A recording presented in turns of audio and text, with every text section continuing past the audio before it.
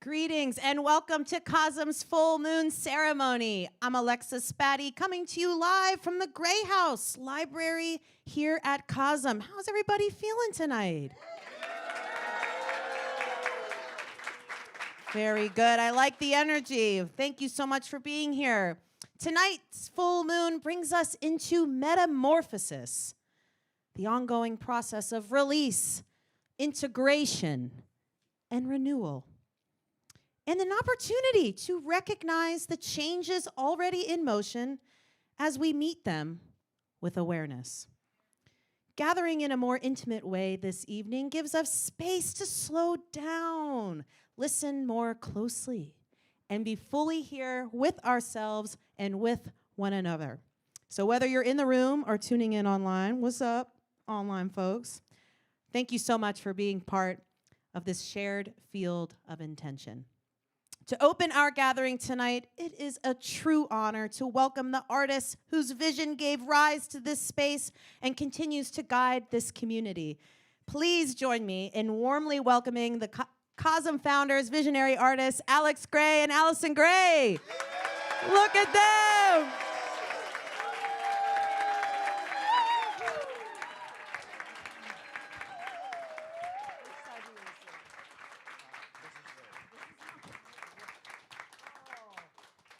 Yes, we fill the house. We fill this warm, cozy house. How are you all? It's so great to see you.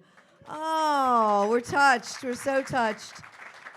You know, we know that you come from a long way away or a short way next door, wherever you come from. Who came from a long way away? Just shout out where. Bayonne, New Jersey. All right. Pittsburgh, Maine, Oregon, Michigan. Oh my God. Well, anyway, we know that you had to, put a lot of things aside to be here, and we're just so honored that you chose to be here with us. It's such a perfect and amazing moment. This is our 289th in a consecutive and unbroken chain of full moon ceremonies, which we started in our home in Brooklyn in January of 2003. We were a small band, a couple of handfuls of people that thought we would get together and pray about having a chapel of sacred mirrors. You know, like, how are we going to do this? We had been a nonprofit since 1996. 2003, we finally had a shaman tell us that we should be, we have to be a community to build a temple. It's not two individual artists that build a temple. It's a community that builds a temple. Oh, okay. So our shaman started the full moon ceremonies on January 3rd, 2003. 2003, I think Indeed. it was maybe the 18th of January. So that makes this the 289th. We do have some blue moons thrown in every year, but anyway, it is all counted, and it's the 289th consecutive. And because we feel like it's so special that these people, just these people, this is a great group of people coming from all kinds of places, are here together. It's a very once-in-a-lifetime moment. We're never going to gather this group together again. So we use the number 289 to sort of signify, kind of a meaning for this day, this moment. And so we add together 200, he's got it for me already there, 2, 8, and 9. You have a typo, that's okay, I was going to say. Okay, so 2 plus 8 plus 9 gives you 19, and then you add those together and you get 10, and you add those together, you get 1. We are a number 1. And you know what number 1 is. 1 is the God of the world. Well, that's what they say in my tradition.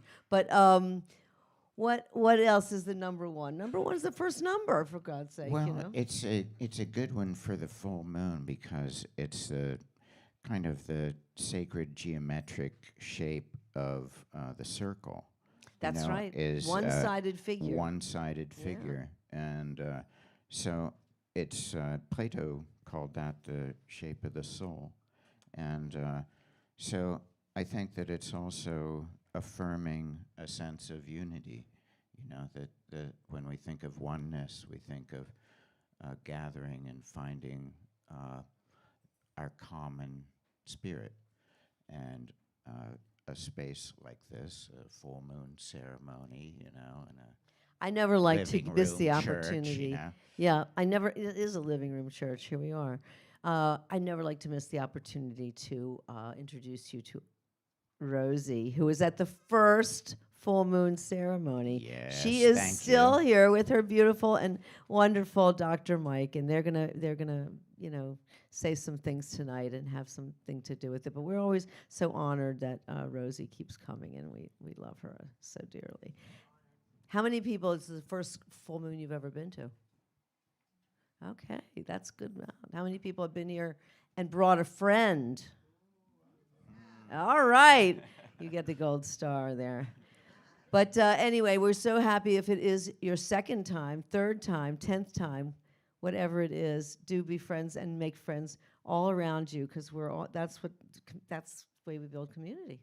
Exactly. Yeah. No, it's But why, Alex, do we celebrate the full moon? Why the full moon?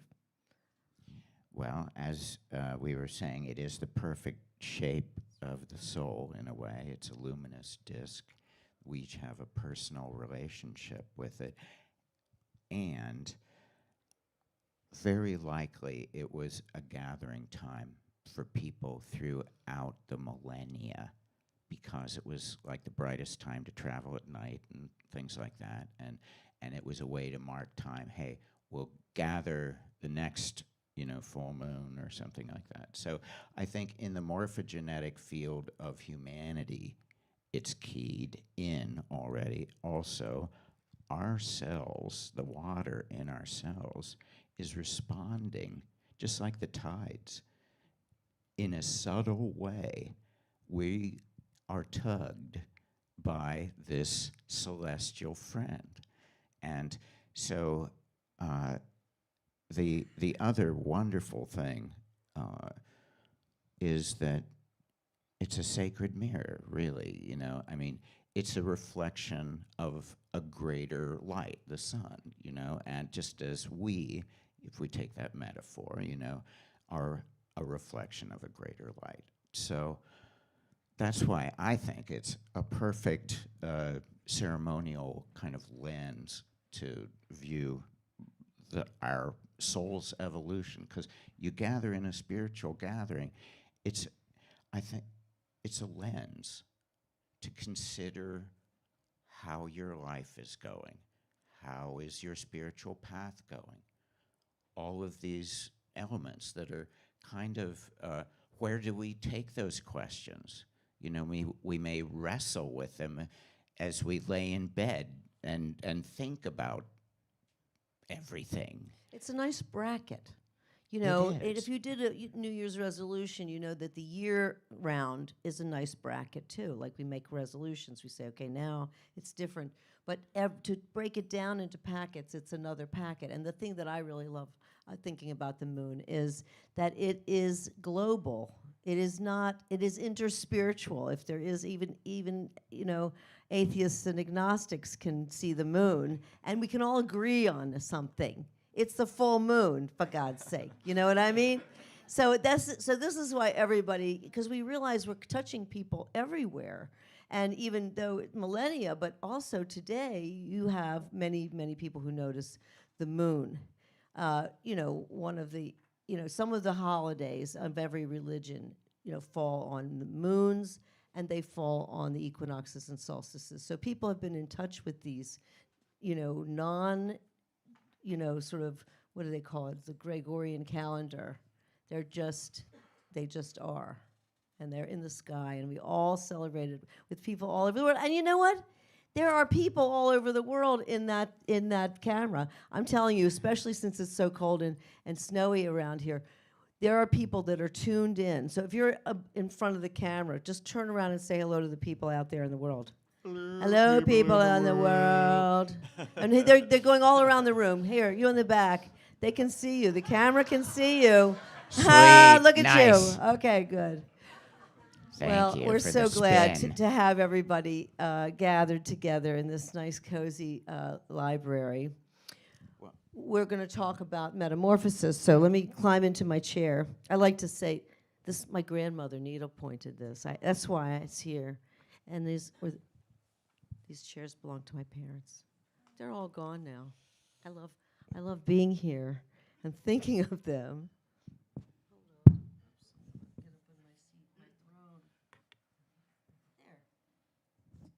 Just a little person. I need a pillow. I'm sorry. Too bad. Okay. Well, look at this. Okay. It's going to be up here. I think you're going to click it.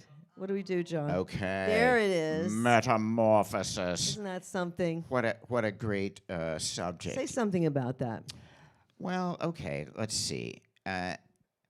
Here, this is a painting called Metamorphosis, and I think a lot of us are familiar with this kind of metaphor.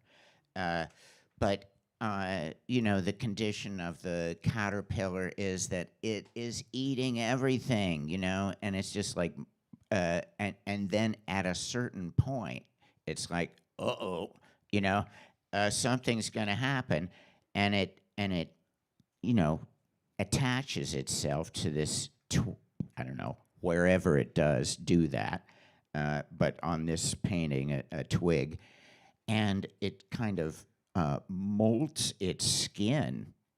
Its skin comes off, and it's got a chrysalis that it's built. That's it's become. I mean, that is so strange. And then it busts out of that. Now, what's happening inside of the chrysalis, they say, is this, caterpillar body is breaking down. It is like, and yet at the same time, there's still some of that immune system stuff. Something weird is happening. They call it imaginal cells. And those are the cells of the butterfly to be, which is like kind of arising inside of this breakdown of the caterpillar.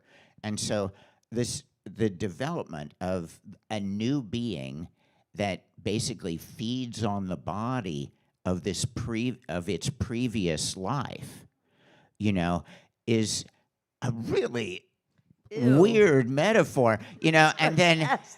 But it actually, they've tested it, and the caterpillar and the butterfly do not have the same DNA. They eat up. So there's something about eating up inside of the chrysalis that it eats itself up, and it becomes another being. That's so strange, and it has to push itself out of the There they are doing the thing of the chrysalis, and when it does, it takes some energy to pull yourself out of that, and evidently that's what it takes in order to squeeze all the stuff Like into if you try the to free wings. them in any of those stages in between, they die. They're done. Okay. Yeah. So just leave them alone. Let them do their thing because they've got to squeeze whatever it is out of there. Does that mean we have to go through struggles too in order to that become a the metaphor? butterfly soul we are? Mm. Maybe. Yeah, this is all about metaphor. So I'm going to read this. Metamorphosis serves as a metaphor for profound, often difficult transformation in form, character, or life circumstances, commonly representing personal growth, crisis, or radical change. Metamorphosis can be a context for interpreting personal growth and evolution. The caterpillar's transition into a butterfly represents a necessary, sometimes painful process of letting go of old ways to achieve a new, higher state of being. The cocoon symbolizes a period of necessary isolation, crisis, or depression before emergence. Now, how many of us feel like there's something in our life that we... Just close your eyes for 1 second and just see if there's something in your life that you can see was that way for you. Something changed you. I can think of three or four things.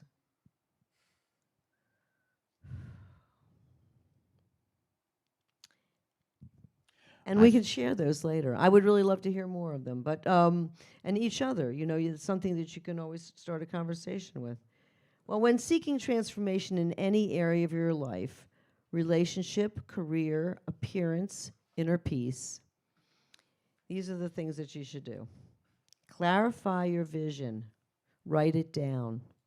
Anybody here that writing it down gives you 10 times more possibility that you're gonna actually make that intention come true? Okay, so that's one thing. And you can't do that unless you can clarify your vision. That means you have to put it into very few words, have a mission statement. That's a sentence that you can memorize. I can tell you, I will tell you later, CoSM's, the mission of CoSM is to build an enduring sanctuary of visionary art to uplift a global community. We went over and over that many, many times. And if you need to think about a mission statement for what you're doing, you can find online a lot of guidance for that. But if you don't know what your vision is, then that is your vision. Your intention will be to find your intention. And there are workbooks that would help you do that. It helped me.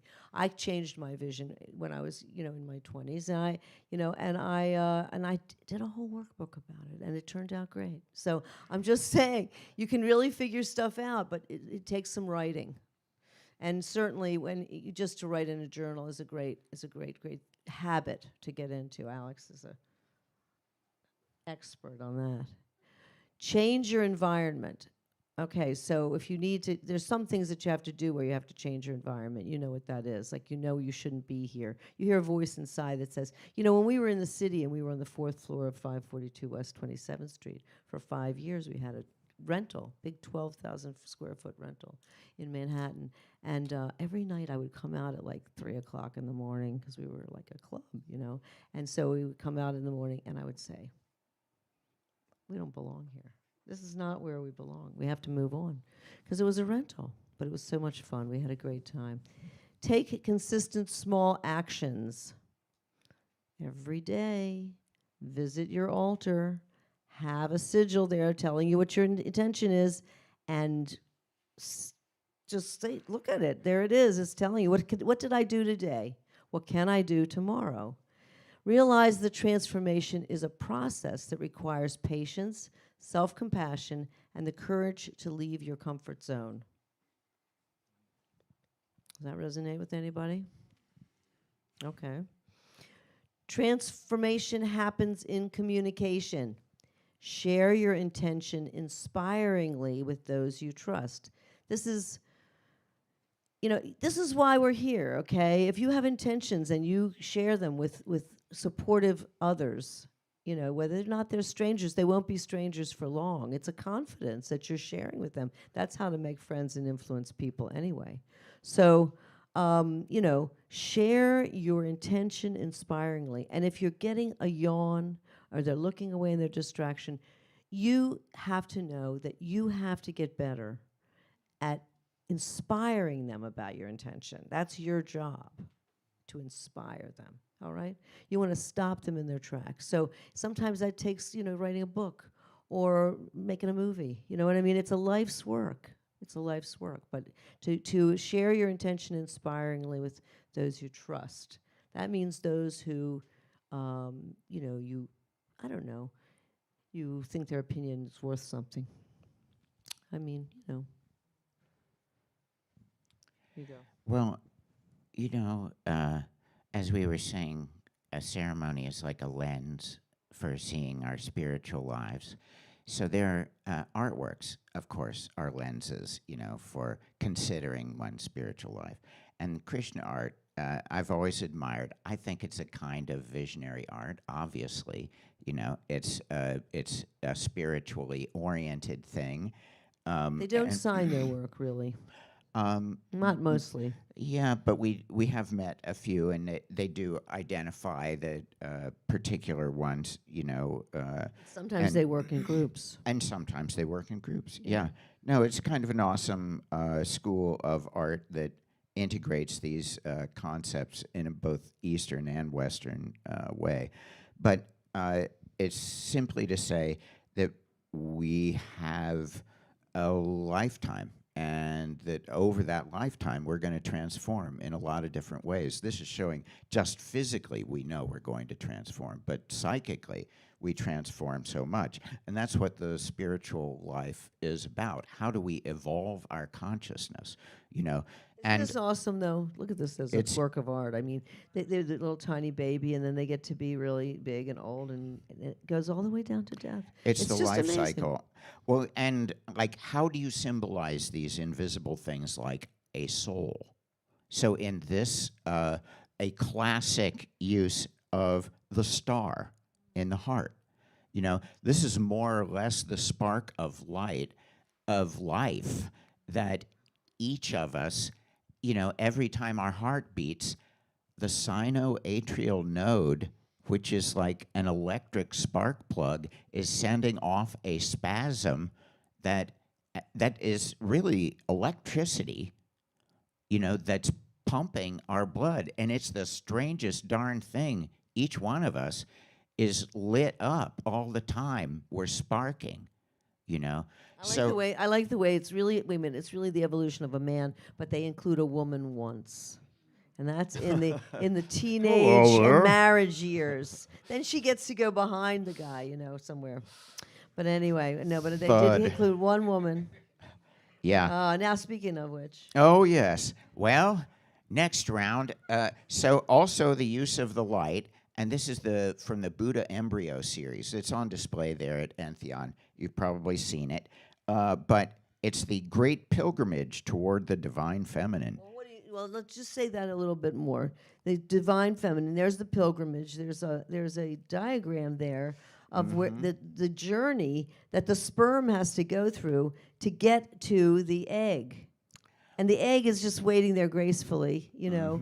It's spotlighted off the fallopian tube. That's the ovary. little white thing over there on the yeah, left-hand side. in the cutaway of the fallopian tube. But anyway, they have to That's go a on this long long distance journey, and there's if you're billions a tiny of them. cell, you know. And there's billions of them, aren't there? Well, there are usually, and if you're lucky, and then Well, wait a The- minute. oh. Wait a minute. really, I just wanted to say that yes, I just wanted to say about the pilgrimage that it's like the mad dash of billions of sperm to be the one that gets in. It's very odds are really not great that you're Not gonna, in your gonna get favor. it, that you're going to get a No. body. you know? exactly. It's a roulette wheel because you know, like, it has to be exact timing, and like, I love to imagine our first physical existence in the physical world is as two separate sex cells. They need each That other. means we start our physical existence, or you could say pre-existence. I don't know. At any rate, you've got an ovum and you've got a sperm, and they've got to meet, and in order for you to exist. And so you could think that in that in this swarm that's going toward the princess, there's an anxiety. There's a separation and a desire to come into being. They know when they got know? there. They hang. They don't just keep going or swimming around it or whatever or go back. No, they know when they've got there. They're drawn to it. It's a magnetic attraction. It's So quite keep going. Now astonishing. we're going to go through it. Yeah. So then, supposedly, you need a certain amount of beating on the outside of the ovum, you know, with all the various brothers that have met To break up through. there. For one to break through mostly. So, drumming is important, and it's very primal, and so then the two become one. So the idea of oneness or overcoming polarities is inherent in our existence, really, and so the this zygote then is the place where the Buddha embryo winds up being. It's the essence, the incarnating essence, of each of us that goes from lifetime to lifetime, and into this self-replicating kind of system. I put some Buddhas inside of the atoms there that it's self-assembling. And this is the morula stage, the raspberry stage, and then it becomes like a ball, just like a kind of a ball of these cells, but it's about the same size as the ovum. They've just been subdividing and subdividing Is the until marula empty inside at all? the other one, it's not empty. There's fluid in all there. Fluid, okay. Yeah, and here's the trip that the zygote's got to take. So that's a long launch onto the wall of the uterus. But then when you get there, you become a peanut, and Does it with look like a peanut? a neural groove, and everyone went through these shapes, but every mammal does too. That's the really weird. But the And thing is, when you look at this, you don't realize that like most of the lobes, like the two lobes at the top are going to be the brain, I assume. Yes. And then the lobes down below is everything, and then Everything the guts, else. guts all unfold from there. Yeah, it's Okay. quite astonishing. You see the neural tube, and this is from the side view, and Of so course, the big ball is just the food. yeah, at the egg That's sac, the nutrition. right, which becomes increasingly smaller, and looks like kind of like a whale or some kind of Tube gets kind of bigger. yeah, and the then becomes more of a recognizable fetus and stuff, But I always love this. It's they think that there's the caterpillar, and then there's the butterfly. Oh my God, what a transformation! Well, I think you start with a little ball. And then how you have a human. That's kind of a lot of I have to transformations. say that too. I think this is within the first month.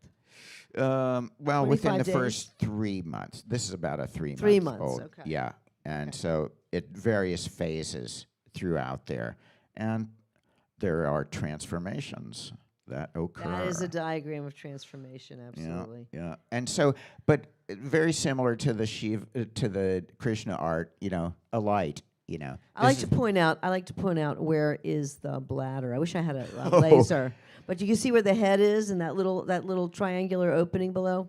That's the bladder, and Yeah. that's why What's underneath the head there? pregnant and people have to pee yeah. all the time. Ouch. Yeah.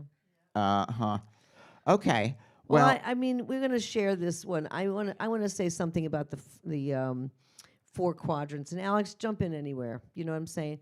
The 4 quadrants are something we teach all of our classes, and it's about sort of the rounds that we take. It's really the transformational rounds that we're all in at all times, but they're always one to the other. And I like to use the example of art or music or whatever creative life you have but it can apply to any area of your life. So the first quadrant is the interior of the individual. It's the inside thoughts that are invisible in your mind. Nobody can see them.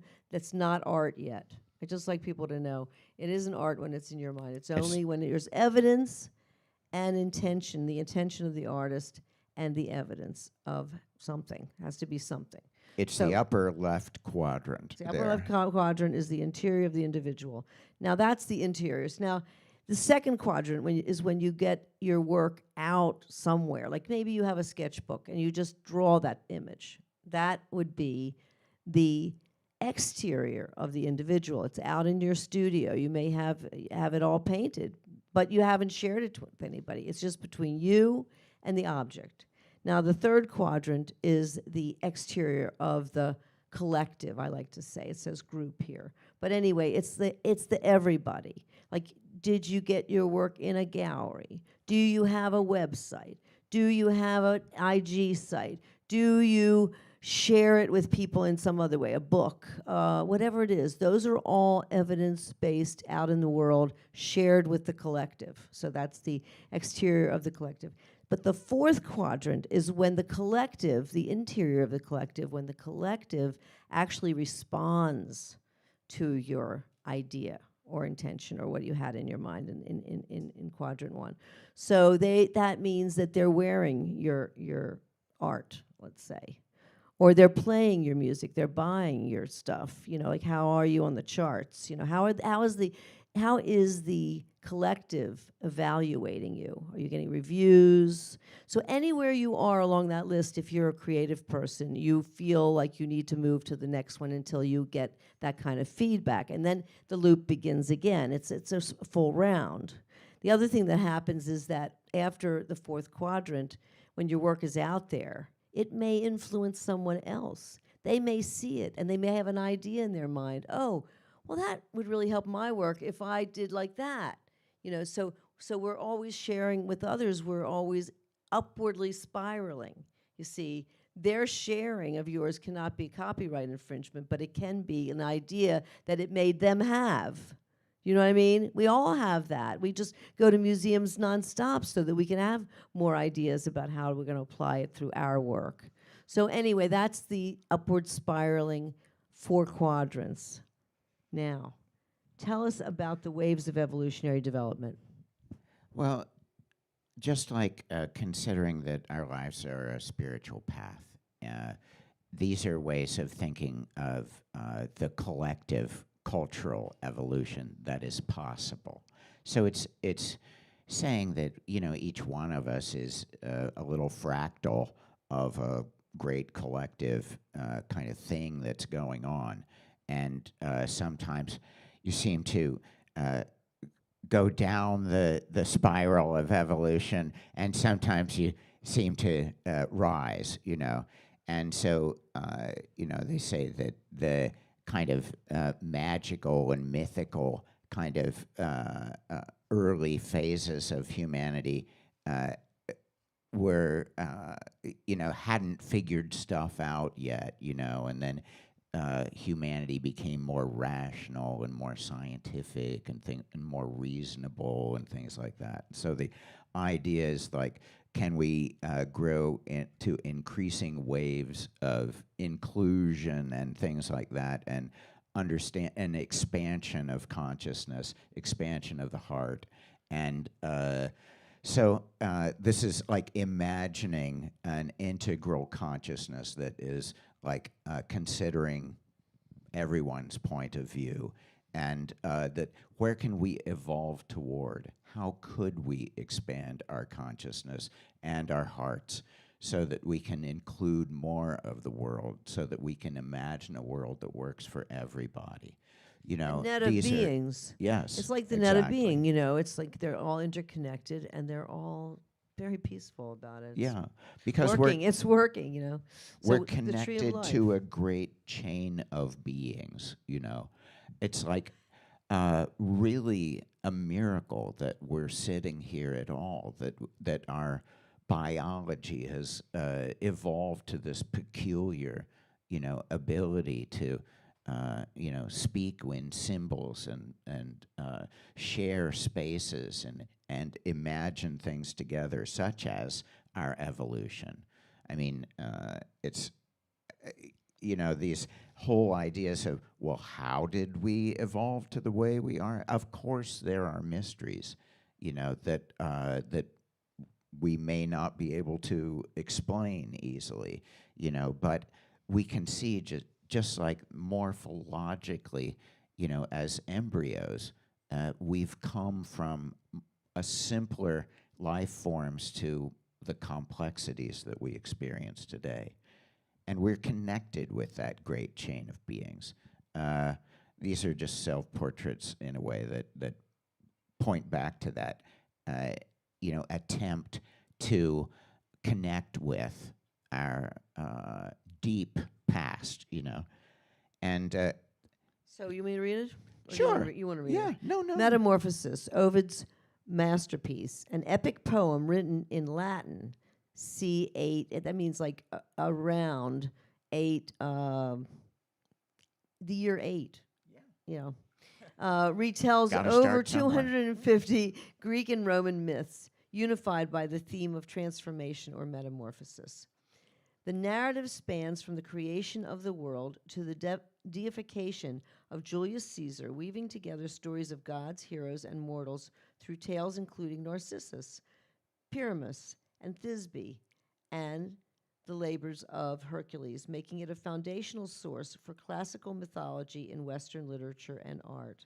So we have art that is portraying Ovid, the Metamorphosis, over here on the left. Well, it's Penguin Apollo classic. and Daphne there. Apollo and You know, Daphne. she's transforming into a tree to get away from the unwelcome advances. But that was in Apollo. one of the stories of the Yeah. of his. Wait a minute, and then on the right you have Bernini's Apollo and Daphne. Well, that's Apollo and Daphne. It's so the is same. that? Yeah. Oh, I see what you're saying. That's a detail. I didn't realize that. Yeah.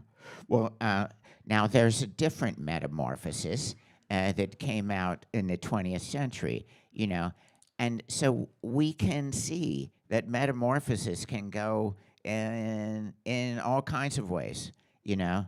You can wake up and feel like a bug. And so, yeah. Oh, well, I think he put his finger on it, or tentacle, or whatever those Wow. little things are. Hey, you know, we want the next show that opens in like 22 days. March 21st. The vernal The vernal equinox. equinox. We're going to have a new show in the All One Gallery. The All One Gallery is an annual show. And for the past 3 years, this is only our third show. It's a group show, and it's a show.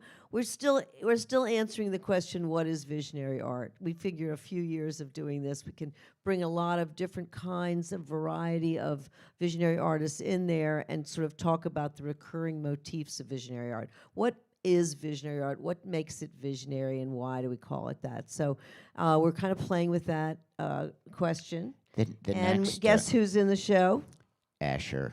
MC Yeah, Escher. we're gonna have We're gonna have 12 maybe MC Eschers and a sculpture. and a sculpture, a small So sculpture. really, and It's a so little it's a anyway, collection. metamorphosis was a theme that he illustrated in multiple works Look of at that. art. Even says metamorphosis and uses Exactly. the word in It- there. I'm so and glad. it goes through so many transformations. This is like one of his most famous prints. And so, yeah, from one creature to another, it's like the forces of life and evolution itself. And below you have the city to a person, Mhm. like the metamorphosis from like a whole city then to a person. Yeah, I that love tile that. I work was is so kind of influenced by sacred Escher. geometry Oh, to organic biology. Quite astonishing. Now, this is an artist that we both love and have followed since our entire life. You know what I mean? Frank Stella was very influential in the minimalist and the early abstract, kind of from the 60s and later. So in any way, Frank Stella is probably one of the greatest artists that ever lived. And his earliest paintings looked like this. They were black paintings, and they used to call them, well, they're not his earliest paintings, I'm sure, but the earliest paintings that I became aware of were the pinstripe paintings, and they were called pinstripes. But you know how he influenced me? He doesn't paint the white in between the lines. I didn't even realize that until recently, that I know that knowing that influenced me in what I do, because I paint squares endlessly with white around them. But look at this. I love this. Isn't that tailored? It looks so perfect in somebody's office. He knew where to go. He was so smart. And then he took But acid. it's infinite, too. And everything had to be in color. Uh-huh. His wife confessed, Barbara Rose, He's a great art critic. Yeah, an art historian. Art But historian. yeah, he wanted to break the box. The shape changed. And the color, came on like intensely. Wait a second. I have to say, I'm sure that, the breaking up of the pieces that I have. When I think back on it, I'm sure that it had something to do with breaking up. Well, the fact that you could have shaped canvases, that Absolutely. was interesting. No, he was a You can pioneer see in that. Adam and Eve, I did those. Shaped canvases, a painting on them. Exactly. But it was still kind of with the stripes, which is interesting. And I love this one because it's a collage. I think it's made of metal. I think this is a sculptural, like relief kind of thing. It hangs on the wall, but it's very chaotic. I mean, it's got so much. Yeah, I would Painterliness. prefer his black painter. You do really? no, I'm kidding. No. You know, it's Then like they got really out of hand. Look at this. He has gone What? completely out of hand. And his foundry was, I think, is still up here. You know, they would create these major things. polish. Yeah, And he also did stuff all over he the started place to, there. to merge painting with sculpture. You see, It that was one of became a his- thing that No. it was like This no is the long- last show of Yeah. the man, and we were there. Is that you? That Or was is yeah, it was in I think May Oh. of 24, and he died during his last exhibit. It was kind of like, That was enough. He I- had done yeah. so much in a lifetime. thank you. This is like a painting that is a weird sculpture. enough. It's you not know? even painting on a sculpture. Every piece seems to be, you know, like they're like from a car or an airplane. You know, that's the way it feels. They're so gigantic, and they're all on wheels. And they stopped the whole New York Thruway to bring them to this gallery. Seriously, we couldn't miss this show, and I'm so Yeah. glad we saw it. It was so cool, but I mean, think about metamorphosis, and here the changing of the shape and the whole, like just looking at it as a phenomena of the evolution of a creative life. You know, a kind of a soul that. You know, never did a representational, realist kind of a thing. Yeah. They just questioned the nature of art itself and evolved a new Wait. form. And if you Yeah. wonder, like, how much spontaneity goes into this, I just want you to know that they had a model made out of metal of this gallery, identical to the gallery, which also has a balcony that they're not showing there. And because all the pieces were these little, I wanted this, and they were selling this model. It was incredible because they made the model so they knew they would fit everything into the gallery and where everything was going to go. And when you go up these stairs, there's the model, and it's a complete replica, mini, of this. And he was such a genius, and so, God, what a business It was this is it to was make. very demanding. They had to raise their sprinklers actually. They had to You change know, their whole in the end, space. and People will so do this it for was, art, though. I'm yeah, telling you. Keep going. No, Yeah. Frank. Well, this is very little to do, actually, but it did take me something to create an environment for my space. And I just want you to know, because you might wonder, why did she do that? And really what it is, like in 1971, when I was 19 years old, I took acid in a brand new way that I had never taken it before. With all the times I'd done it, I had never taken it in a dark room by myself. And at that time, I saw secret writing washing all over the surfaces of everything, and it gave me it changed my life because I was transformed. Okay, we're talking about metamorphosis. I was a very politically active person in the '60s, and I became I just changed. Like Ram Dass said, you go find a place to meditate, and so I realized the spirituality of my tripping, and I felt like I heard a voice that said, some people call this God, which is to say that, everything is a symbol. Every way we communicate with each other is through symbols. So it's a way we connect, and that's why it's like God. It's like the force. Oh, what am I doing? Well, maybe I'll just do that. Forget this thing. Okay. So anyway, these were like my first attempts. I just wanted you to see that these were my first attempts. I did them in batik. I took a course in batik. I taught batik, and I did secret writing. And it was my secret. I didn't tell anybody what it was about because it was kind of dangerous in the late '60s to even talk to people about LSD. You had to do it, but not, only you had to know who you were talking to. Anyway, these pieces, which you have seen if you've been in the gallery, or this is a detail of this piece. It's a blow up, so you can see how many. There were infinite letters, and I felt that when Mike had this experience, they were infinite letters, and they all were nameless. They were empty vessels of communication. It was like, you know, you decide what they mean. You know what I mean? Like it's like every religion, every person has a different point of view, and so these were the ineffable. This was like the symbol for our symbolness, really. And so I made these. I printed them. I did stampers of them. I punched walls in them and had things on the other side of the walls. But I made those walls sacred in the sense that, you know, the shape of the, you know, it reaches towards the heavens, but it's grounded on the earth. That's the arched window shape that we see a lot in spiritual, you know, architecture. I, you know, projected it on myself. I printed on myself.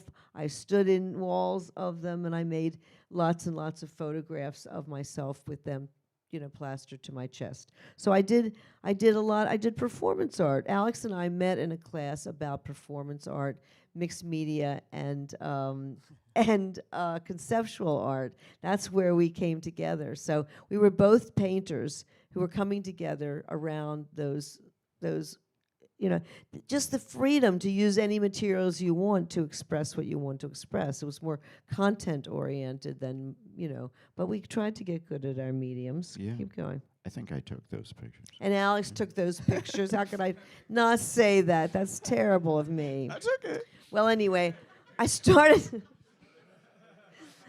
to play around a little bit with the shapes, you know, where I was making a basically it was a Zen exercise from black to white in 10 steps in a gradient. And I used ink and water and a tiny little Winsor Newton Series 7 brush.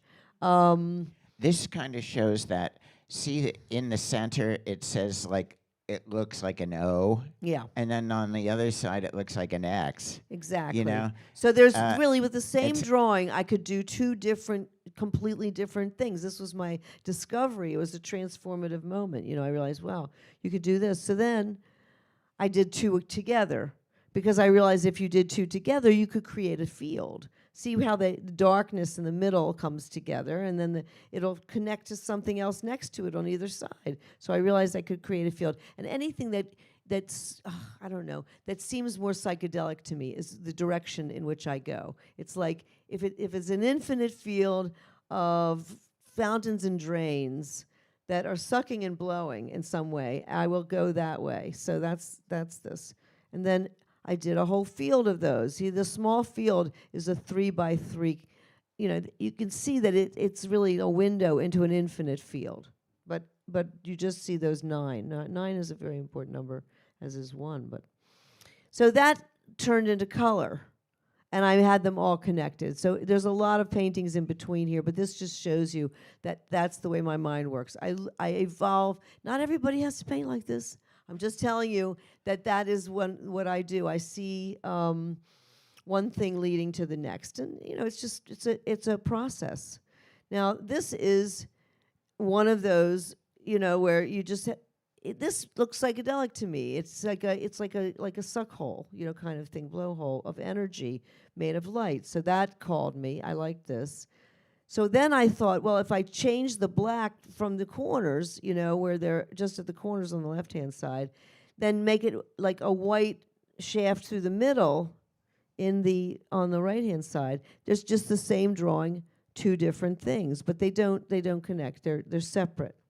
Okay, so then I realized when I did I knew there were 4 ways, because you could do black at the corners, white going across the centers. I'm going left to right. And then you could go black across the corners or black in an X in the middle. And that left me with the 2 in the middle doing this weaving thing. You know, they came together like a psychedelic field might come together. I did not know this stuff. I just stumbled on it by experimentation. It's like a lock and key. Right, it was like a lock and key. So then I thought, well, I'll do 2 small fields. You know, you could put if you put you know, it's A, B, C, D. If you put A and D together, and B and C together, you get these fields. And then you can make wallpaper, which is my space. You see, have you seen my space? It's this as wallpaper, because I like to try to create as much of an infinite field as I can. That's what I saw, vast vistas of fountains and drains. That was, okay, so then I turned that into color, you see. So, you know, it's a process that I go through, and this is chaos. Chaos also came to me. It's like everything is inevitable entropy.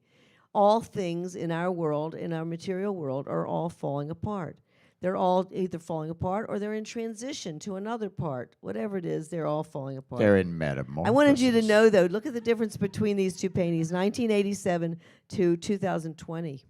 I was doing so much chaos. I did so much chaos for so many things and people, and so anyway, that I don't know. I haven't done a chaos for a little while. Probably have to bring it back in. This is one piece that took me a year. It's 20 panels. It goes around the top of my gallery, and now you'll know what it is. It's called Process. There are 20 panels. There are 20 letters, and letters embedded, different letters embedded in every panel. And there's chaos and order on each panel. And each panel adds one color. So you have the full drawing up in the upper left-hand corner, then it becomes one color, then 2 colors, then 3 colors, and it goes up to 20 colors, and the 20th one is all filled in. That is when I know it's finished. It's all filled in, don't you? Everything you ever wanted to know about art you learned in kindergarten, you know, fill it all in. I love that stuff. I love filling stuff in. So anyway, but this is my process, and I like to show people my process. I do one color at a time. I loved watching the metamorphosis of your These are oil of your paintings. creativity. Yeah, these are oil paintings with drawings appearing. Oh, I get to talk some more. I should have let you do this. What are we talking about here, Alex? Tell us all about it. Oh my This is God. my tradition. And I just wanted to say that if you are Jewish, and even if you're not, happy Purim. And if you're Jewish, you know that Purim is always on the full moon of, Purim is always on the full moon of, usually in March. Because the Hebrew calendar is a 13-month calendar, but it usually falls in March sometime. And the Megillah is the scroll that contains the Book of Esther, and that's what they celebrate. The Book of Esther is celebrated during Purim, which is the 14th day of the Hebrew month of Adar, always on the full moon, generally in March. Okay, so I just wanted to say, did we have another slide for this? I don't. I don't think we do. I just want to say Happy Purim to everyone, and peace be with everyone. I am floored by what I hear in the news today, so I don't really want to play this Purim game. I do want to tell you that enjoy Purim and see our animated, it's our puppet show. We did a puppet show, Purim puppet show, and so Purim really isn't until the full moon, which is on the 2nd and 3rd. My birthday, March 3rd. I'm a March. And I have a full moon on my birthday, and it's going to be a red hot. Did you ever see the big red moon is supposed to be on the 3rd, my birthday? Okay. So it's a special birthday. I'm sure I've got to celebrate very, very well. But Queen Esther, let me just say, did go through a transformation, okay? She was a peasant, and she went to the beauty contest of the king, and she won. He married her, and she, instead of just sort of sitting back like you could, she actually saved her people. So she interceded with the king, and he, and made it better for her folks, her community. And there's a lot of story around that, and it's a lot of fun. CoSM.tv is our channel on YouTube. So you go to YouTube, go to CoSM.tv, and find our Purim puppet show and watch it on Purim. Show it to children that you know. It's really fun, and it is a story. Well, the Megillah is a scroll. And during Purim, the one thing that you're supposed to do, and you have to do, and you must do, and I did it myself privately, is to read the whole Megillah, or say the whole Megillah, or tell the whole Megillah, or you can do like a puppet show about it. So anyway, that's what we did, and I've done that for years and haven't missed a year, but I just don't want to think about it. You know, I love being Jewish, but I don't love everything that Jews say or do, and I just have to say that. Don't blame Jews. We really are with you on all these issues about the horribleness of what's going on. Honestly. All right, the Four Noble Truths. Let's talk about that because that's a Buddhist teaching. Right. Sanskrit. I'm not sure that. Well, I'll go through it quickly. I think we understand that life is suffering. You know, that we experience suffering during life, and that we, as the Dalai Lama said, think that it's perpetual unsatisfactoriness. You know, we find something, and so we see that the cause of suffering is desire and attachment to something that's transient. And the third noble truth is that there is a way beyond, you know, and that way beyond, number 4, is the eightfold noble path. So This is it, folks. This is how you get to be enlightened. If you want to follow this, you can pick one every day and try to live up to it a little bit better. Well, I think that you can see how it applies. You know, everything starts with the view. You know, like, how are you coming at life? What's your worldview? You know, and so like, to see that everything is connected, and is to start with the and impermanent. You know, that manifest in the world. It's to give you the right frame of mind, then to come up with an intention. How will you bring benefit to the world? What's the best intent? If we're all connected, you want to bring something good into the world, into the web. And so the right speech comes out of that right intention. What are you going to say? How are you going to say it? You know, and so then the right action comes out of what you said you were going to do. You know, so then the right livelihood comes out of that right action. If repeated and it's of service somehow, you'll find a way to make it work in the world.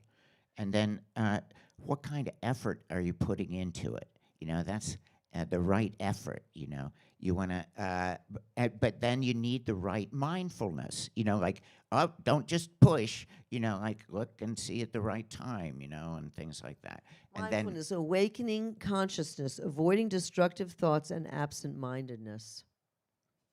That's something to practice, right? Concentration means single-pointedness of the mind and insightfulness. That's right.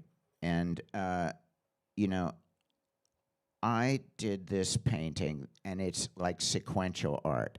I'm not going to go through the entire poem tonight, but I'm going to share that this piece is about finding the spiritual center and then coming back to the world.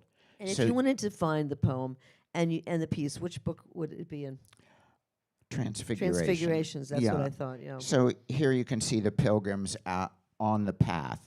Now they're basically bypassing their addictions, and they're finding the spiritual path. But along the path, they find a dead person from which they get a teaching. And they meet the guru on the path. And in this case, it's Padmasambhava, a brilliant teacher who brought basically Buddhism to Tibet. And so this is when the person has ascended the mountain, they become the sun. You know, they kind of merge into the sky, like nature of mind. And then they see the basically wisdom sky condensed in a rainbow sun and put it in their chest and come back to see if they can serve the world. They're in the form of kind of Milarepa, which is the future Buddha, which basically, since everyone has Buddha nature, everybody's Milarepa, you know, Buddha of the future, your own liberated state. So This is an early self-portrait and a most recent self-portrait. Mm-hmm. Yeah. So Birthdays. yeah, so it's still, same subject, a little bit different lens, but it's great to take the creative path and see how it can serve your own emergence. I think that it's the way that we mark our own metamorphosis, and we just wanted to share that because every time we do, this is our intent.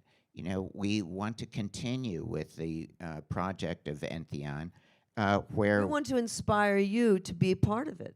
I mean, because it is a work of the community, we're enrolling you, and this is how we want to inspire you that we could create together a sacred space and say we did this.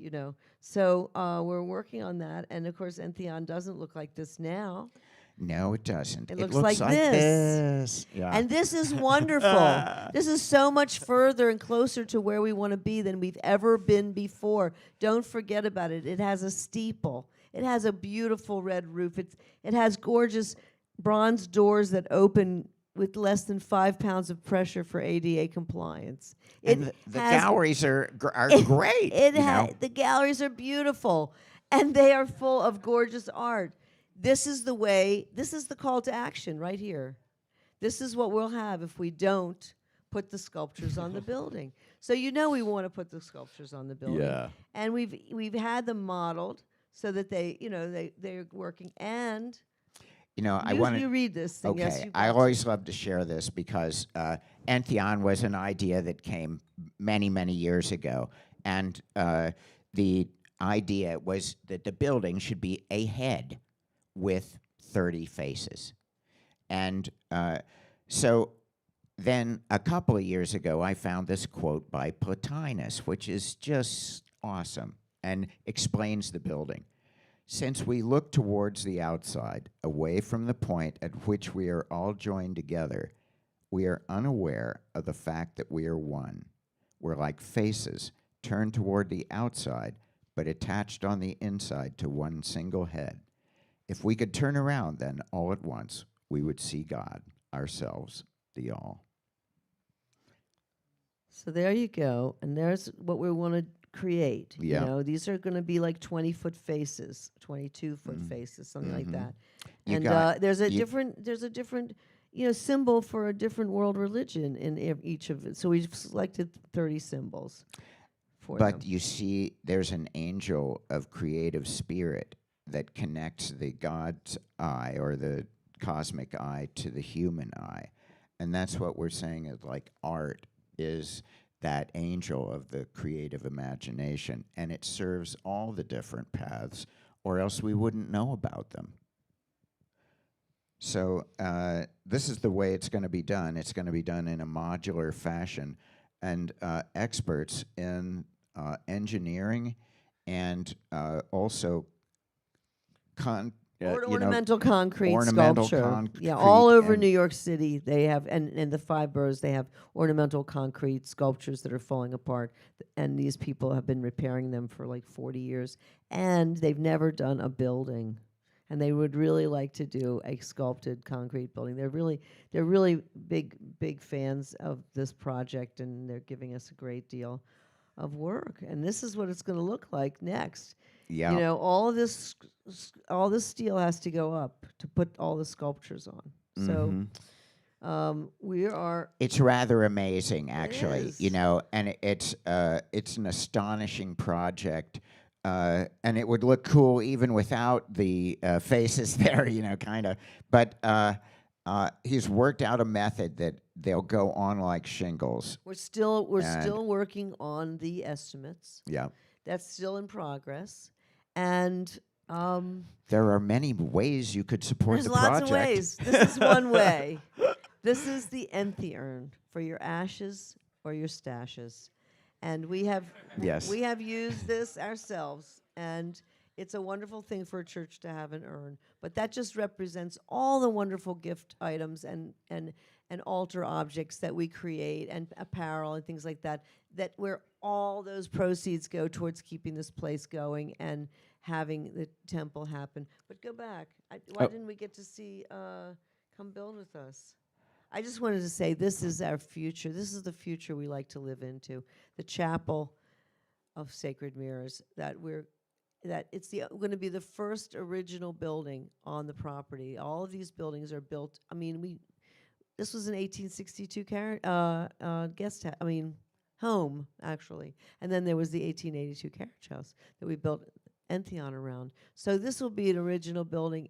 It's something that we want to dream about and envision together. You know what? It's about visioning it into being. You have to have an altar where you're visioning your vision, whatever it is, into being, and that's what we're doing. Making pictures. We love you. Thank you. Thank you. Look at this. This is going to be great. Yeah, that's the metamorphosis of our whole, trip. That's our next phase. Yeah. So that's the chrysalis we're in. Well, we thought that Yeah. it was the most. What could artists do that would really, as artists, that are inspired by spirit and spirituality? I don't know. We Like a got this temple. far. It's kind of crazy, and so we are so grateful that you're here. Yes. And we already introduced Rosie and Mike. Yeah, but But Mike I is going to believe come up next. Mike aren't is you? going to share Absolutely. a practice with us. And while he's coming up here, I just want to tell you about the inevitable consequence of love is the building of temples. These people I love, I've known them for many years, Mike and Rosie. And, the more people that you have for friends, you need a place then, Mike. Well, thanks for having me. Oh, I thanks for appreciate being it. here. So tonight I would like you to join me in a visualization, a guided meditation that will help us to hone our creative abilities. So let's look at this world as a holographic energy field. And the two types of energy that persist are information and power. So what we do is we take the energy of our vessel and we put it into this field. So the information that we put into this field are our intentions. The power that goes in are our efforts. So the field, the nature field is this holographic portal that we bring our energy to. And the most important aspect of it is that we align to the field properly and completely. So the way that we align to it is by following, understanding, and applying the laws of nature. So tonight in this meditation, we're going to use the Taoist yogic principles. And the way it works is we have 5 elements in Taoist yoga. Starts with the winter season. It's the water, wood, or the carbon-based life, fire. Then we go to the harvest season, which is the earth, and then finally the metal. So each one of these axes contains the whole of our life. And what we want to do is put our axis in alignment with the greater field. So follow along with me. We're going to do we're going to do the winter element, which is water, because we're in the winter now, and we're cutting into the spring. So we're going to do the winter and the spring so that we can then vision in the spring. We vision our intentions into being. Okay, so 2 things. There's a sound associated with the meditation. For the kidney, the sound is it's like blowing out a candle. And then the sound for the liver is a shh, shh. So we're going to make these sounds. I'll direct you into that when it's time to do that. Okay? So let's align to the field. Everybody sit up. If you're standing, you can draw your feet into the earth. Otherwise, our sitting bones firmly rooted to the chair. Lift the top of your head by tucking the chin slightly, and then tuck the pelvis slightly. This effort that we make with our body is what brings energy into the field. Feel like you're toning yourself. You have an energetic field that's building up inside you. The most important aspect of this, as I could see, is this next phase, which is breathing properly. We must use our diaphragms to breathe. And when we do that, there's a lot more than just oxygen that comes to us. There's a lot more to it. So breathing through the nose, imagine a 4-inch wide belt around your midsection called the chi belt. When you inhale through the nose, the first thing that happens is that chi belt expands all the way around your body. So let's start doing that slowly and deeply. Inhale and feel the chi belt expand. And as you exhale, you can squeeze the chi belt slightly. Okay, inhale and expand. Exhale and condense. Now get in contact with your kidneys, which lie beneath the rib cage on the wall of your back. Surround your kidneys in a deep blue light and the water element, specifically salt water. Feel that energy coursing around your kidneys, enlivening your kidneys. Get in touch now with any fear you may be holding in your kidneys. Smile to it. Recognize its existence and its purpose. And then we will transform that fear into gentleness while we make the sound. Okay, so I'd like you to place your palms on your kidneys if you can, if you want to put them on your side or your back. So inhale deeply, and as you exhale, we'll make the blowing out sound. Transforming fear into gentleness.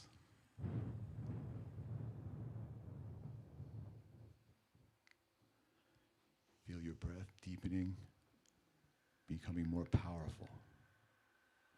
On this next exhalation, we will transform the sense of hearing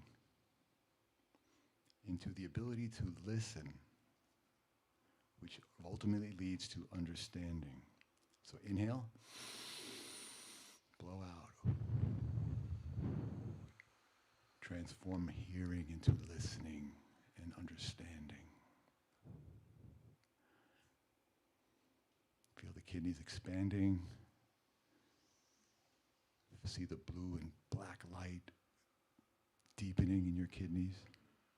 On this next blowout, we will transform being frozen in fear into stillness and alertness. Inhale.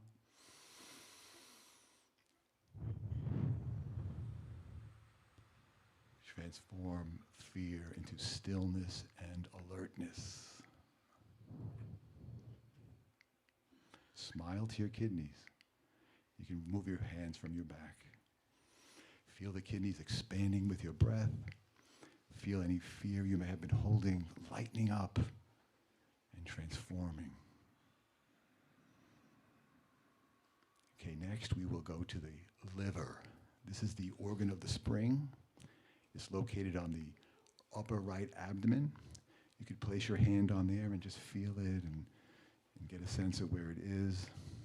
Let it know that you're thinking about it and that you love your liver. For your liver, we're going to use the sound shh. On this first one, we will transform anger into kindness. So inhale.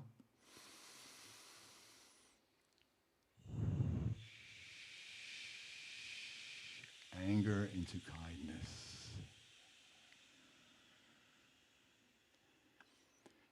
Feel and see a brilliant green light enveloping your liver. Your liver's softening. becoming relaxed and open. On this next exhalation, we will go to the eyes. The liver are connected with the eyes, our sense of sight, which transforms into our ability to vision our path forward, ultimately leading to transformation. So inhale, green light and wood to the liver. Exhale. Transform seeing into being able to vision and transform.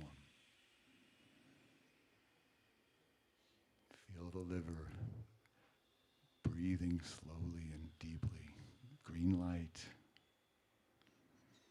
wood element, carbon-based life. On this final exhalation for the liver, we will transform aggression into self-expansion, expanding the best of yourself out into the world. Inhale.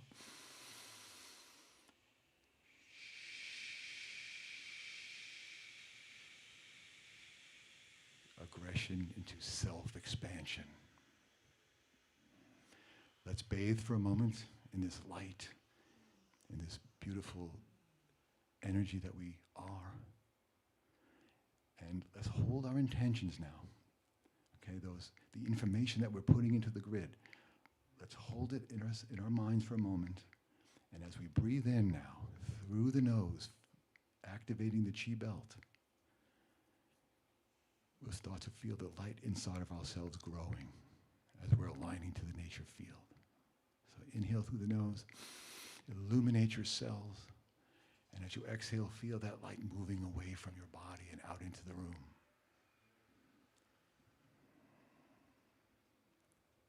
Inhale, illuminate, and as you exhale, see that light moving out into the room now, creating a column of light in the midst of us here, going up to the heavens, to the full reaches of the nature field. Inhale and illuminate. Exhale and allow that light to move into the field. On this final exhalation, we will ohm our intentions into this column of light that we're co-creating in this room. Inhale deeply and illuminate.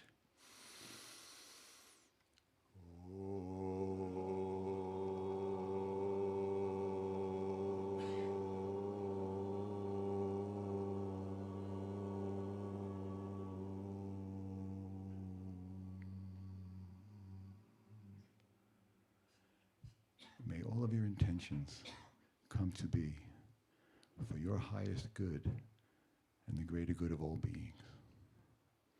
Aho. Thank you for your presence and participation. All right. That was beautiful, Mike. Thank you. Thank you so much. It was really intense. That was incredible. I really felt the cleansing, and I'm glad to, it's like whenever you feel like something's really, you got to put your attention on it, not like try to hide from it. That's very important, and I love that. That was beautiful, Mike. So well done. I appreciate everybody's participation. I know that it's not necessarily a common thing that we all do, but it seems to work really well. So Well, it's a I encourage you. practice, Yes, Mike, yeah, and it to is. do that with us, I think that was just Well, empowering. Thank you so much.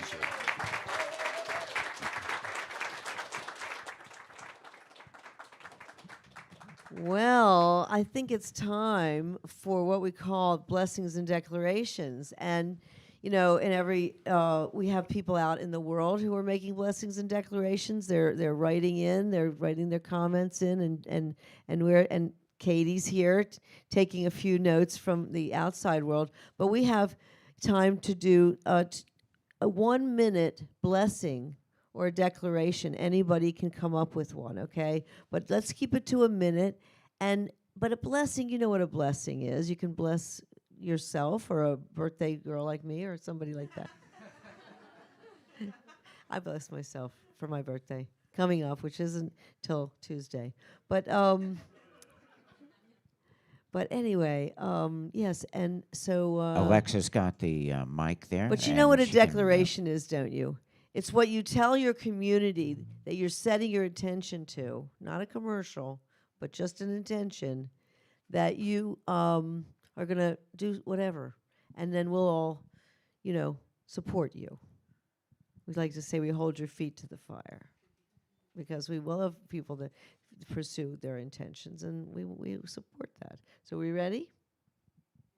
Who's got a blessing or declaration? We got one right up here.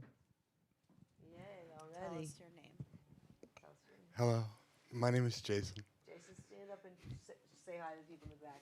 And the camera, too. Hi, everyone. Jason. In honor of the final day in Black History Month, I have written my declaration in spirit of Martin Luther King's I Have a Dream speech. I have a church dream. I have a dream of a church that is not ruled by one domination, but welcomes all who seek the wisdom of God. I have a dream of a place that is not bound by profits, but thrives from the community that it exists in. I have a dream of a place that exists beyond constructs and ideals, breaking all illusions created by humans. I have a dream that a place exists where anyone may go to receive spiritual understanding, a warm meal, free clothing, and shelter without prejudice. I have a dream that safety and protection of the church will be shared amongst its devotees and followers. I have a dream that not one eye, not two, but 3 eyes will be used to construct its container. I have a dream that oneness will be achieved in all of us through positive energy vibrating in the frequency of God. I have a dream that we are not lost, but found in the sacred breathing space built for all good intentions. I have a dream that we will build this sacred home together. God bless you all. Oh, God bless you. That was Thank you, incredibly Jason. inspiring. Thank you so much. That was beautiful. So who else has a blessing or a declaration? Don't be shy. Who has one? Who has one in the room? Come on, somebody has a Yes. blessing. Yes, we Come on, have pass. somebody. Okay, good. Thank you. Hello, my name is Celeste, and I'm mostly inspired in my life by Milton Hershey and Maria Montessori. And my intention and my whole passion and goal in life is to follow in their footsteps and support the youth and create a better future, better community of human beings for life. So my declaration is just to do that, create the best environment I can for the children. Oh, Thank you. So important. I think our support for that is unanimous. I can't wait to see what happens and hear more about what you're doing in that field. That's just wonderful. What a wonderful intention. Who else has it? And you don't have to top each other. Just small intentions, big intentions. see one over Look here. who's here. Yes, let's have an intention. Or a blessing. Hello, everybody. Nice to see y'all. I just want to bless this beautiful family that I'm starting personally. You want to say something? Oh, no. I also want to just bless this greater community and bring good luck and fortune and steadfast motion towards getting the faces on that building, because I really want to see that project come to fruition. So, Oh, too. thank you, so Stefan. much. That's Stefan, so kind of you. Stefan Lucas. He's an teacher amazing here. painter. Yeah. He'll be painting later tonight. And you So will be painting. Yeah, yeah, he's here too. and All right. So anybody else Wow. come up with a blessing or declaration, or we'll take the audience. We'll take the people out in the world. Don't be shy. Oh, you? Yeah, yeah. Okay. Hello, my name is Jacob. I just have a blessing. Just like to please ask God to bless all the people struggling with addiction out there, so they can find a path towards light and morph into something better. Amen. amen. What about back here? Nobody? Okay. Come on. Somebody else is they're just thinking about it. You want to do one, Rosie? Yes, please. Oh, and Rosie, Hey guys. we want to hear So from you. it was a challenging month. I created it myself by going down the rabbit hole with the files and the news. And I was very sad about Iran and a whole bunch of other things. And I realized that being down, feeling sad is not going to help the situation. And here we are at CoSM. This is like the light workers. We're all here together. And I recently saw on an Instagram video about all it takes is one light bulb to light up a dark room, and all these truths are being revealed, and truth is coming out. And so you know what? Let's light up the darkness with all our beautiful love energy here and spread it out. And then that includes world leaders. That includes some of the people that push our buttons, like just love it all, send light to all of it. It's the best we can do. And we got it here. We could do it. And, of course, to Entheon and beyond. Thank you so much, Rosie. Katie, do we have some people I think out we in the got to go home to audience? Katie. Yeah, let's go to Katie. Yes, we do. I don't know how to get in frame. I'm right under the camera, so I'll do my best. Okay. Okay. Hi, everybody. We have community tuning in from all over the world. The farthest seems to be from Bolivia. Let's read a couple. First, we have Jason from Wyoming with a blessing. May all of the artists and their audiences be blessed with goodness and fulfillment from the art. May all creators find prosperity and good health through their crafts. And then we have Tico, who is a community member from New York. He shares a blessing and a declaration. So many blessings of compassion and peace for all earthlings on this precious planet, spelled plan-it, with the soul-nurturing love from all hearts. And so it is. And then a declaration. To always champion the truth, no matter how uncomfortable it may be. As within, so without, the truth is godly. Thank you, everybody. And holding it down for the live stream is our audio-visual team in the back, John, DJ, and Trevor. Say Give thank 'em you, love. you guys, you wonderful, amazing people, and Thank Alexa, and Katie, and all of our staff to make all this happen. It's the most wonderful group, really, that does all this for us and for us all. So thank you. And but you know, tonight we may be thinking of loved ones, maybe even ourselves, who might be suffering distress in body or mind. Every CoSM full moon, we take a few moments to turn inside and hold in our heart those that might benefit from a healing prayer. To strengthen this blessing, recall the name of your loved one as we pray. Great Spirit, thank you for blessing us with this day and for our precious body and soul. We feel the light of Spirit shining in our hearts. And as we breathe, a glow expands to surround us like a luminous sphere. The brightness in our hearts magnifies as we join together in a gleaming web with countless others around the world, a luminous net of beings. From the superabundance of our combined energy field, we envision rays of healing light surrounding and protecting us, our friends and family. May the light shine on all who need healing. May Spirit renew each soul with creative power to rebuild stronger and weave peace and harmony across the earth. May the water, air, fire, and earth be purified, and the web of life be strong and resilient. And together we say, Amen. Amen. Some who are here may be grieving the loss of a family member or a friend. We send our deep condolences to all who are in mourning. And we acknowledge the sacred space of sorrow and compassion that we carry for all those who are suffering on the planet. Remembering the brevity of life, we appreciate the beauty of every precious day.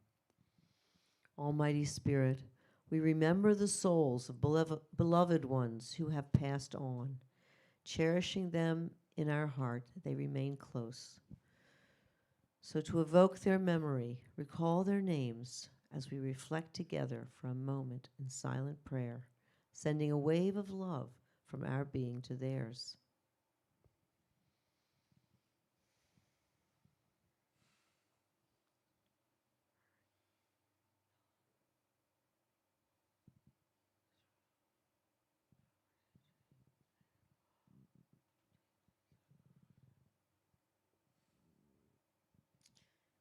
And together we say, may their memory be a blessing. Yeah.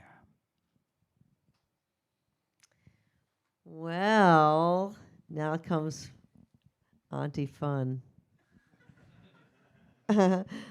Alexa is going to come up and she's going to share the future news with you. Future news is here. Auntie Yay. Fun. Auntie I'm Fun. honored. Yeah, hardly old enough, but How you doing? It's good to see you. What's going on, y'all? How we doing? Thanks for that exercise, Mike. I feel so grounded in my kidneys and liver now. I'm feeling ready to go, man. We're smiling. Yeah, we're grinning from kidney to liver. How are we doing? We're doing great. We're feeling good. Thank you for that illuminating discussion on metamorphosis and keeping us up to date with the Entheon project. We're really excited to keep things moving and spring forward into, well, spring, I guess. But even tonight, springing forward into the rest of the evening because this ceremony is just part one of the adventure, and we have a really special night planned. So let's get right into it. Give it up for McWavy, who's going to be doing some music for us tonight.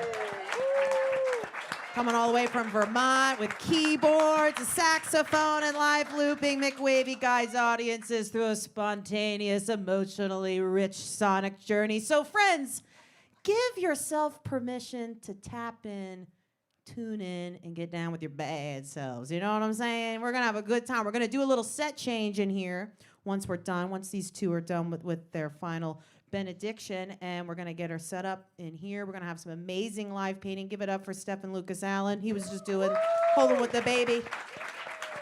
We got John Shook. Where's he at? Where's Shook at? There he is. We got John Shook in the house. all the way from Pittsburgh. Hey. Here he is. And then we also have Katie, who was just reading Online Blessings and Declarations. She's going to do some live macrame tonight, Oh, isn't she? I was hoping you would. Our perfect that's angel. So great. Our perfect girl. We love her. I love you. She's so bestie. Sorry, I'm so excited that she's doing macrame. So that's going to be happening all in here. We also have Mike and Rosie. You guys are celebrities now by the end of this ceremony. We love you. We adore you. And they're going to do the community sand mandala. And for those who've been here before, you know what that's all about. But it's an opportunity for you. If you didn't share a blessing or declaration tonight, lucky for you, we have colorful sand in every color of the rainbow, and you get to drizzle your intention on this greater table. We'll all work on it together, a little interactive art station activation. You two will be there to open that up. We'll We probably open do it that. and we close it with Rosie and Mike. Yes, we do. Yeah, we'll do a little set change. You know, these little set changes. We love them. So we're going to set that up in the parlor, which is just on the opposite side of this room. And that's an opportunity for you to connect with each other and share what you got going on, make a drizzle with some sand. And then towards the end of the night, after the music ends, we'll come together and we will do the disillusion of the sand mandala. So shoveling our intentions to the center. Practicing non-attachment. Yeah, dude. We're not attached. Not me. Not me. So we're going to do a little bit of that, and then you can take some of the sand home with you, which is cool. And you can put it somewhere. It's a blessing. Which is cool. I have all mine. You have all yours? I have all mine for like years. I have sand. She's got a a little bit of vat. sand. Well, I mean, I fill bottles with it, and I put it in my garden. You know, you can. It's all made of crystal. You want to? Oh, it's fabulous. Yeah. I have some too. I actually found some in my desk the other day. I was like sick. Let's Yeah, hang out with do this. something with it. Yeah, exactly. So definitely participate in that. We also have the Mushroom Cafe. We got some great snacks. So if you got the munchies, that's where you go. If you're parched, that's where you go. We also have water stations around. You know, we love that H2O, so definitely get down with that as well. And we also have the Gray House shop open with unique visionary gifts for you and yours. And we also have a sweepstakes going right now that ends at 11. And there's a QR code in the gift shop. Dope, delicious fine art prints available in this sweepstakes. The more entries you put, the better your chances of winning. Walking away with a holographic bad boy or canvas. There's a whole selection, right, Katie? We got all sorts of stuff. We got paper prints. We got metal prints. We got prints galore, signed, numbered, certificate of all. Oh, and we have a sculpture, of course. How could I forget? So definitely check that out. There's a lot of cool stuff in the gift shop. We love it. Gotta plug it. Get a snack. You know what to do. If you need anything at any point throughout the night, we got our peer support homie Julio here, and he is here to make sure that you have a grounded adventure. So if you need a moment where you just want a quiet space to sit down and collect yourself, we got you. Okay, reach out to each other. Let each other know what's going on. We want you to have a good time. We want you to feel groovy, you know? So we have Julio here, dedicated peer support member. Give it up for Julio. I love Julio. He's about to be a dad, dude. I'm so stoked for him. And we just hope you have a great night. Couple quick plugs for upcoming events. Tomorrow we have Art Church with Alex and Allison from 3 to 5. So if you're in the area. Love it. You got to love our church. Gotta love it. If you have done it, you know. It's really the most fun thing. It is. To make art together, to music, and then talk about it.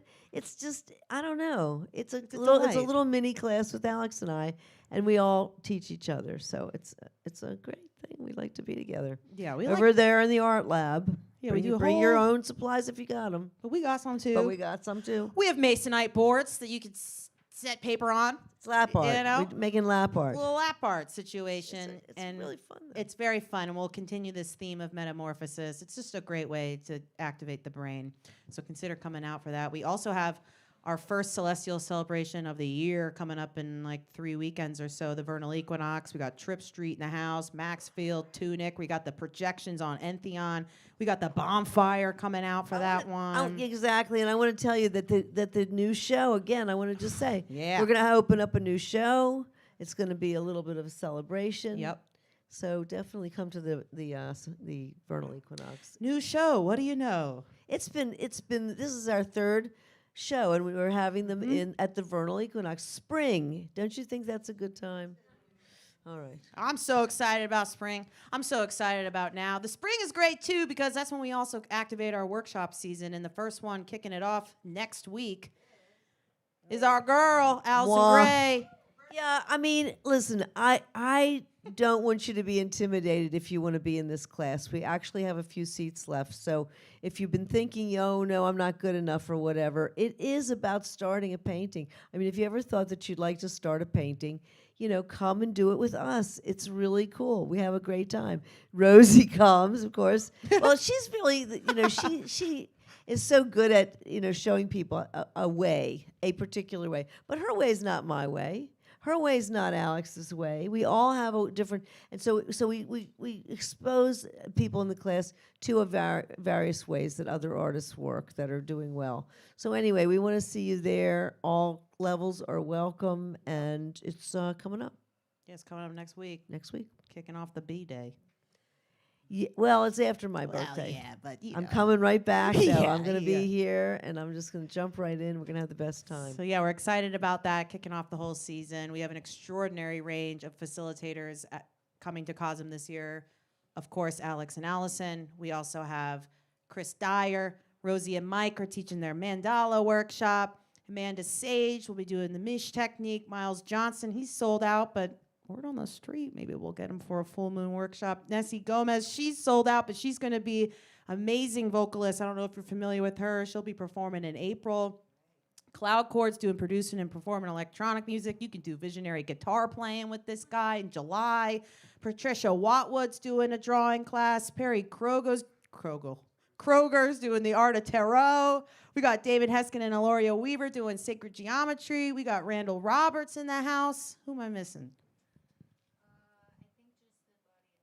We got Body and Soul with these two. Yeah, 'cause body you're and the soul. If two you want to class- look at naked body and draw it with us, It's pretty fire. We do it every month, Yep. once a month, and we have this special 1 day workshop, and we do weekends sometimes too. Mm-hmm. People like it. It's a great entryway in. And it's very lightly taught. We don't do a lot of teaching. It really takes experience, doesn't it, Daniel? Absolutely, Oh, Daniel. yes. Oh, yes, started out, indeed. Now he's a pro. You're doing a full day figure drawing, painting workshop as well. Well, we wanted to have a model just have the same pose for 9 hours. So we're going to give her a really comfortable pose. We're going to do 3 3-hour sessions. And aren't we? Oh, I yeah, think we are. We're going. We have in. people who are 6-hour game session. for that, and we'll do the same pose, but every 20 minutes she gets a break. So we keep painting. We can keep painting.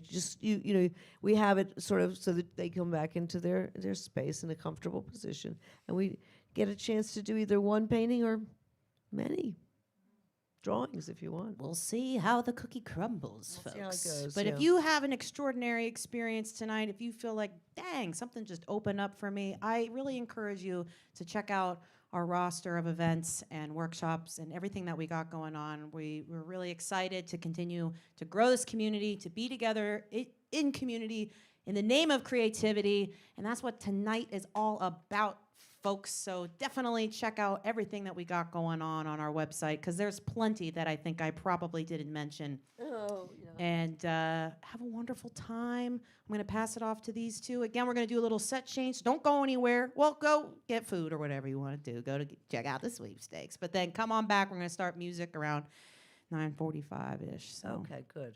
I will Good, pass good. it We'll to meet you We'll meet two. you all at the Thank at you, the Alexa. sand mandala. No problem. Yeah, Thank that you. was Thank you beautiful. all. Right. Have a Thank great you night. so much. I'll let you close it out. All right. So the benediction. It's called Dedication to Love. From the core of our hearts, we dedicate ourselves to the complete and full expression of love in all our activities and in all our relationships. Love is the soul's medicine, a refuge in our hearts, protecting us from utter despair. Finding compassion in the eyes of the beloved and the stranger gives us the courage to endure. May love sensitize us with care and wisdom. May love help heal the sickness and wounds of life. May love enable us to forgive and accept ourselves. May love enable us to forgive and accept each other. May love help us overcome our cruelty and bitterness, our greed and jealousy, our ignorance and delusion. May love rule our hearts and minds, directing us to reach out, doing our best to benefit others, to heal suffering, to give gifts, to create beauty in the infinite network that is our world. A heart of loving kindness pours creative grace into the world to alleviate pain and mend the heart net. To the healing art of love, we dedicate ourselves. May any merit generated by this gathering be offered to the benefit and liberation of all beings. Happy full moon. Mm.